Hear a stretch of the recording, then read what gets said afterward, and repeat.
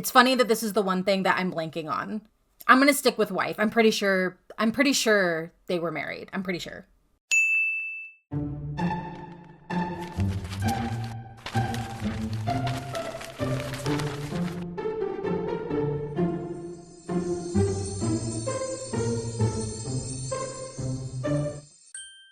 Merry meet my fellow bookish witches. Welcome to Witchy Reads, a place where we talk about books and other bookish things. Welcome to the first video of a new series that I want to start called A Book and Its Adaptations. I really couldn't think of another title for it, so that's what I'm going with. I have wanted to start diving into reviewing and comparing adaptations of books because I feel a lot of times adaptations get a bad rap. There's that saying that the book is always better. I'm of the firm belief that that is not always the case. So in this series, what I would like to do is talk about the adaptations, what they bring narratively, if anything, to the story, and how they compare to their book counterpart. In this video, I will strictly be reviewing the book, then subsequent videos reviewing and comparing the adaptations, be that a film or a television show. Of course, after having watched it. Now that we got that out of the way,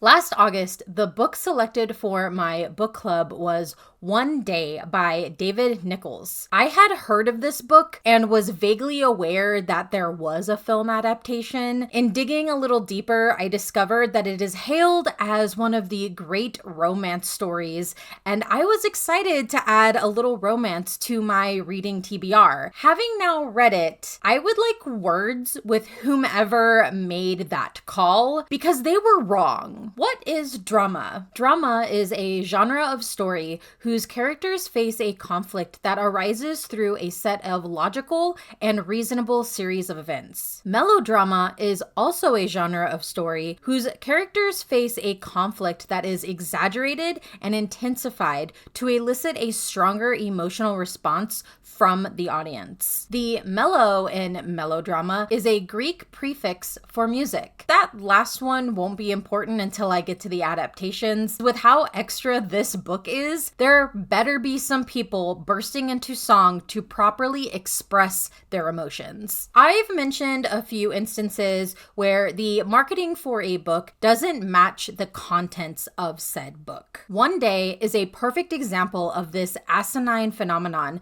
proving that this BS has been going on since at least 2009 when this book was first published. If you were to go to Goodreads right now and search One Day by David Nicholls, it's simply marketed as romance, contemporary, and fiction, with the added bonus of it being labeled chick lit. Drama is listed as one of its genres on Goodreads, but you have to click the more option to have it appear towards the very end of the list. Now, I don't necessarily agree that this book is predominantly drama either, but it certainly fits better than just contemporary romance. If the marketing was honest for this book, it should have been labeled as a melodrama. If that had been the case, I would have been able to prepare myself for the kind of book this actually is. Massive spoiler alert now, I will be spoiling major plot points as well as the twist that occurs towards the end of the novel. If you don't like spoilers, and I know a lot of people don't, go ahead, read the book, come back, watch my review. I will be fine with that. I will be here waiting. He wanted to live life in such a way that if a photograph were taken at random, it would be a cool photograph. Things should look right, fun. There should be a lot of fun and no more sadness than absolutely necessary. One Day introduces the characters of Dexter Mayhew and Emma Morley when they have just spent the night together after graduating from college. It is July 15th, and this date is important because this is the only day each year that we, the reader, get to peek inside these characters' lives. An interesting concept, and this book does it marginally well, as I did feel that each time we join back up with Dexter and Emma, that some time has passed. This book follows a time frame with these characters of 20 years. And That's it for the prose section of my list for this book. This entire book is the friends to lovers trope taken to the nth degree, somehow fumbling into toxic territory. We are told up front that Emma has always thought Dexter was cute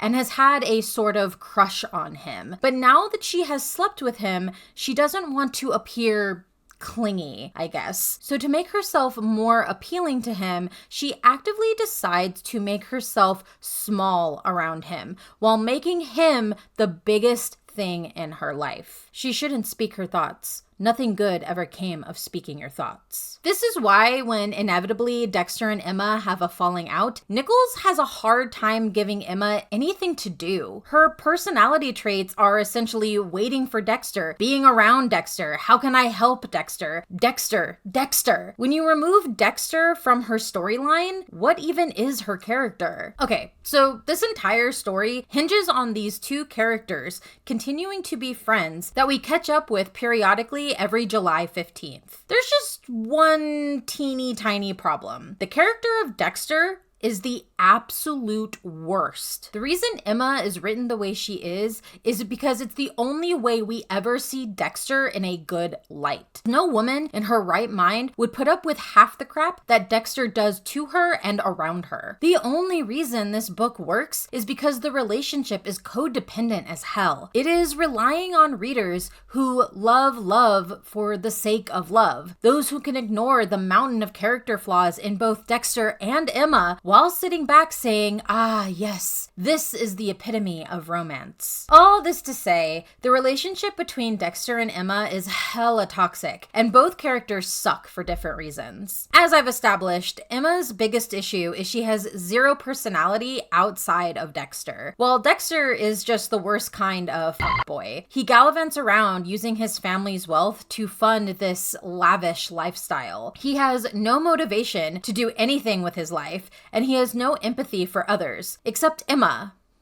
Sometimes. We, the readers, are lucky enough to catch glimpses of it occasionally on those July 15th catch-ups. Dexter and Emma stay in touch the first few years out of college via letter correspondence, because Dexter is off gallivanting in Europe and Emma is stuck back in London because she has to work to survive. Ordinarily, the love letter narrative device is used in love stories to make the romance more swoon-worthy, because let's be real, handwritten letters, top tier romance, at least in my opinion. Just below this.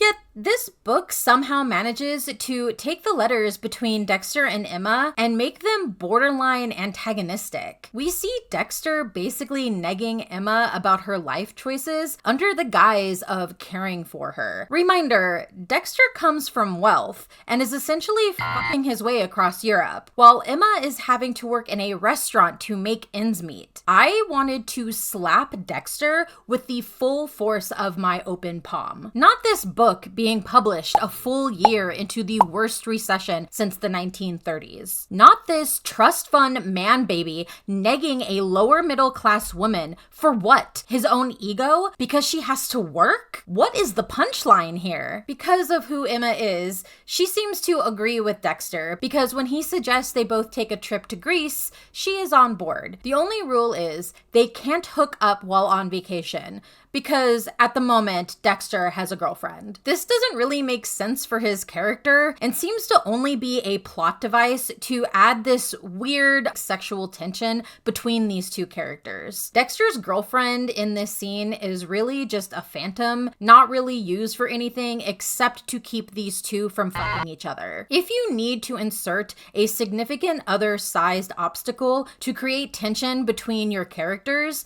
perhaps you should consider your characters are not actually written well. In a romance, the two love interests should be written well enough that you shouldn't need a forced plot device to create tension. That is something that should come naturally. It's kind of one of the important relatable things when you're reading romance. Years go by. Dexter has some success as a television personality, but focuses more on the social perks versus honing his craft to ensure he can continue this career, proving yet again that he just expects things to be given to him. He falls into a bad drinking habit, fucking around. Finally, Emma has had enough and cuts him out of her life. Meanwhile, Emma is working on an upward trajectory for her career and is doing well. She enters a loveless relationship. It is very clear that this is a placeholder while she waits for Dexter to grow up. Emma is such a weak character, and this is such a shitty thing to do to another human being. She is essentially making this guy waste years of his life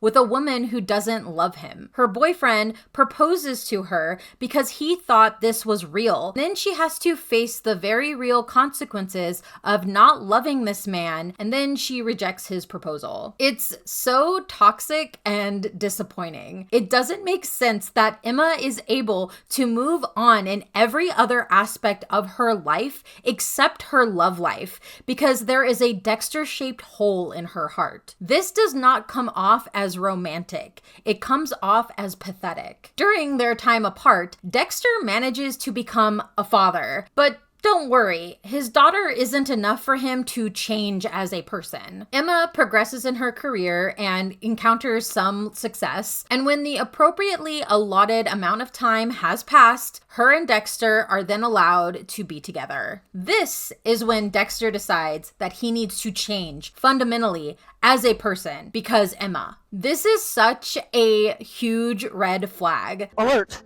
Alert! Ladies, a man should want to change, to be a better person, because he genuinely wants to be a better person, not just to be with you. One of the big issues when writing a melodramatic story is that authors tend to make the mistake of telling readers what to feel. They also likely forget that emotions run on a continuum, ranging from mild to the extreme. When writing a character, it's important to know where they stand on that emotional incline in a given situation. Without the narrative substance to back up an outburst of emotion, you risk losing all impact, even potentially alienating your readers. When a character steps outside their given emotional range, readers will be confused and then drop out of the story entirely. This is how my reading experience felt in reading One Day. Not only did I not find Dexter and Emma compelling as characters, but I found their entire romance completely hyperbolic and unrealistic. Instead of making me feel these romantic emotions between these characters,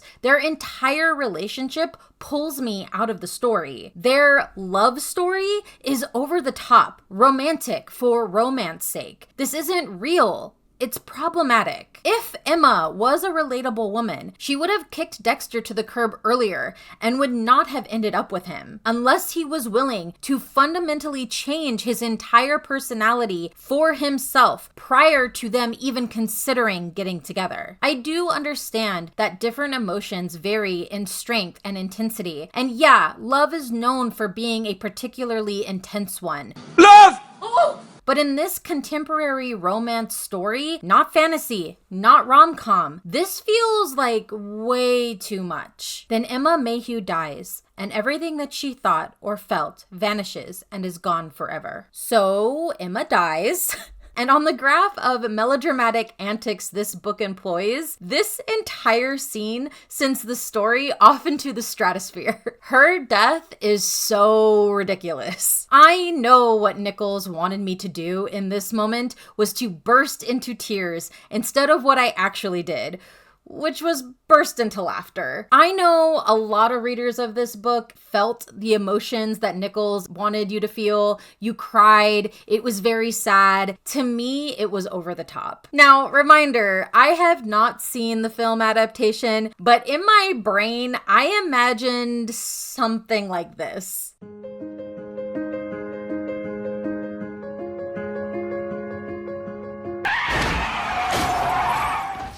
The way Emma's death is written, it is clear that this is the twist in the story. I'm guessing this is to create more character growth, though I use this phrase lightly because this is the point in which Dexter loses what little character development he has gained up to this point. It is not relatable or endearing to write a male character in his late 30s who immediately falls back into his red flag antics from his 20s when his wife dies. Sure, Dexter is sad, and I am a believer in that there is no right or wrong way to mourn someone you love who has died. But he has a daughter to think of. He needs to get his shit together. The man needs therapy. I would have been fully on this character's side if he had mourned and then sought the help he so clearly needed. That way he could have been a good father for his daughter immediately after dealing with his wife's death. But honestly, Dexter needed therapy long before he and Emma even got together. This isn't a cute love story. It was two insufferable people who enabled each other's bad behavior, and the least atrocious of the two characters ends up being killed. I do think it's very telling that Emma was the one who was killed because of the two, I think she wouldn't have allowed herself to become a burden on others the way Dexter chooses to after Emma's death. I also think she was chosen because Nicholls wouldn't have known how to write her without Dexter. Emma was just a prop for Dexter's character, the catalyst for his character development, and much like how a manic pixie dream girl is pointless on her own, so too was Emma. Because the book doesn't end there. Oh no, no, no. We have to watch Dexter revert to his bad ways first, even going so far as to be disappointed in his daughter when she doesn't remember Emma, her stepmom from when she was a young child. Dude, this is not the way. This doesn't exactly scream healthy romance. Writing melodrama into your story can result in writers believing in order to grip their audience, all emotions must be dramatic. From bursting into tears, overabundance of laughter, or exaggerated anger or disdain. When stories are written this way, it can cause readers to enter a state of full disbelief when you want them to suspend disbelief. Because in real life, emotion isn't a demonstration. It's why I think this kind of flair for the dramatic is best presented on stage or on film. There is a reason why the word melodrama stems from Greek. When a character's emotion becomes too much, they burst into song. Feel free to use that tidbit whenever you encounter someone who doesn't like musicals, because people just don't burst into songs. Melodrama. There are, of course, exceptions to this. Many stories exaggerate emotions for the sake of character motivation and getting the audience on their level, especially in romantic stories. The thing these stories usually have going for them is that the characters are likable. Emma and Dexter are horrible characters. They are unlikable, stagnant, pointless to their own plot. I'm pretty sure that Nicholls doesn't view his own story as a melodrama, as is made evident by the genres it's listed under, but the truth is, as a reader, that is all I am getting from this story. It is very possible that if I had been forewarned that this is what I was getting from this story, then I could have enjoyed some aspects on some level, but I didn't. I rated One Day by David Nicholls 1.5 stars. The only cool thing this book had going for it was the narrative device of returning to the characters on a specific date over 20 years. I thought that was very cool. It was a very original approach.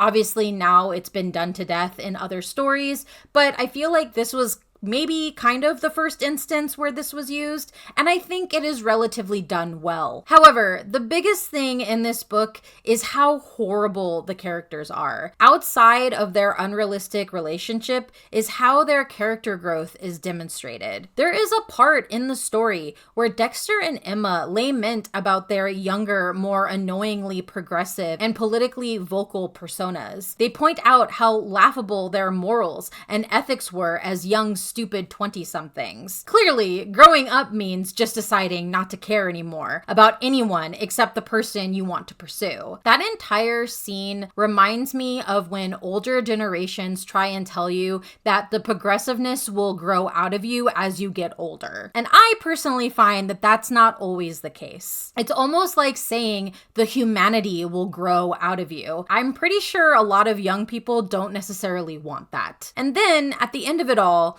we are supposed to care when Emma dies and Dexter gets sad about it. I just couldn't. So it's a little baffling to me that this book would have been adapted into a movie, but in 2011, that's exactly what happened. My question is, will I be as disappointed in the film adaptation as I was with the book? I'm going to find out. Does the film stay true to the book? If so, I have a feeling that I won't like it. Are the characters better or worse? Personally, I think the casting choices of Anne Hathaway as Emma and Jim Sturgis as Dexter potentially could be magic. I like both of those actors. I think they are very good at their craft. I think they have really good potential to have good on-screen chemistry. So we'll have to see. Will the story actually be romantic? I have a feeling that if the casting choices are as good as I am guessing they are, that they will be able to carry the story and make it romantic. And lastly, the most important question, does the melodrama contain mellow? I don't think the movie's a musical, but a girl can dream. You get the idea though. Sometime in the next week, I will be watching the film. I am going to review and contrast it with the novel. And I just want to make it clear, I haven't seen anything in regards to this movie, not even the movie trailer. The only thing I know is the two actors playing Emma and Dexter, Anna Hathaway and Jim Sturgis. So here are my predictions. I am going to marginally enjoy this movie more than the book. I don't have necessarily high hopes that I'm going to be affected by the romance, but I've been wrong about that before. I am going to say that there's a 50-50 shot that this is probably going to make me cry. Ultimately, I estimate that I'm probably going to enjoy the film more than the book, which seems like blasphemy. But I think there are instances where a story is better depicted through an adaptation. Some stories are just better told through the medium of film. I truly feel that this is one of those stories. If you've read One Day by David Nicholls and have opinions on it, good or bad, I would love to hear them down in the comments below. If you've seen the movie and want to discuss that in the comments, please do, but I would ask that you try to avoid spoilers. Not that spoilers bother me necessarily, and I don't think I can be spoiled too much going into an adaptation of a book I've already read, but I do want to try going into the movie as blind as possible. If you like my videos and would like to support my channel, the best way to do that right now is to like this video, subscribe to my channel, and share any videos that you particularly like. It really is a huge help, and I greatly appreciate it. Until our next chapter together, merry part and blessed be.